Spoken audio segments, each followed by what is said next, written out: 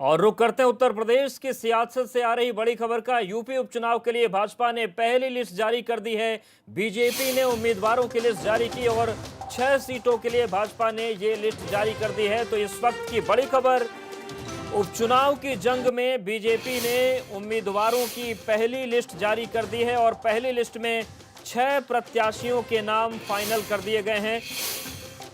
तो 3 नवंबर को वोटिंग होनी है और उसी के मद्देनजर बीजेपी की तरफ से उपचुनाव के लिए पहली लिस्ट आ गई है और 8 सीटों पर चुनाव होने हैं, जिनमें से 6 सीटों के लिए भाजपा की पहली लिस्ट जारी हो गई है।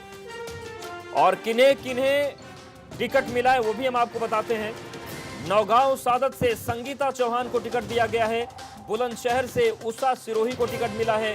नौगांव सादत से संगीता चौहान बीजेपी की प्रत्याशी होंगे। बुलंदशहर से उषा सिरोही। 6 सीटों के लिए भाजपा ने नाम का ऐलान कर दिया है। देवरिया सीट पर भी नाम फाइनल नहीं है। तो बड़ी खबर, यूपी उपचुनाव के लिए बीजेपी की पहली लिस्ट जारी हो गई है। 8 में से 6 सीटों पर बीजेपी ने अपने प्रत्याशियों के नाम फाइनल कर दिए हैं। और एबीपी गंगा संवाददाता अनुभव शुक्ला हमारे साथ जुड़ गए। अनुभव, जिस तरीके से 6 सीटों पर नाम सामने आए हैं, किस तरीके के समीकरणों को साधा गया है प्रत्याशियों के जरिए?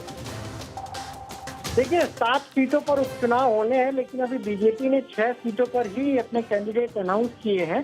देवरिया की सीट पर अभी कैंडिडेट के नाम का अनाउंसमेंट नहीं किया है, क्योंकि वहां पर काफी ज्यादा प्रेशर है। बहुत सारे लोग मांग रहे हैं टिकट, और खासतौर से जो विधायक जन्मेजय सिंह थे, उनके निधन के बाद वो सीट खाली हुई थी। उनके परिवार की तरफ से भी दावेदारी है और कुछ लोग और दावेदारी कर रहे हैं।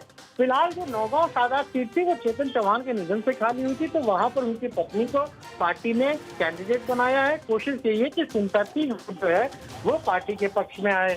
इसी तरह बुलंदशहर में भी जो वीरेंद्र सिरोही थे, पार्टी के विधायक, उनके निधन के बाद सीट खाली हुई थी, उनको पत्नी को वहां पर कैंडिडेट बनाया है।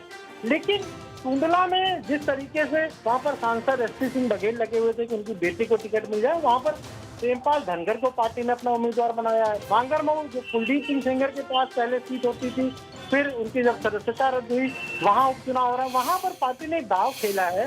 पहले जो है तो कहा जा रहा था कि किसी उसी बिरादरी को टिकट दिया जाएगा जिस बिरादरी से कुलदीप सिंह सेंगर आते थे, लेकिन वहां पर अब पार्टी ने अपना कैंडिडेट बदला है। श्रीकांत कटियार पर दाव लगाया है। वो पिछड़ा से आते हैं, ओबीसी से आते हैं। लेकिन झातापुर की जो सीट थी, जहाँ कमल रानी वरुण मंत्री थी, उनके निधन के बाद सीट खाली हुई थी, वहां पर उनकी बेटी को दावेदार माना जा रहा था, स्वप्निल वरुण। लेकिन वहां पर पार्टी ने उपेंद्र पासवान को अपना उम्मीदवार बनाया है और मल्हनी जौनपुर। बिल्कुल, और देखने वाली बात होगी कि ये समीकरण कितने सियासी मैदान में सत्य हैं। शुक्रिया आपका अनुभव जानकारी के लिए। और यहाँ पर वक्त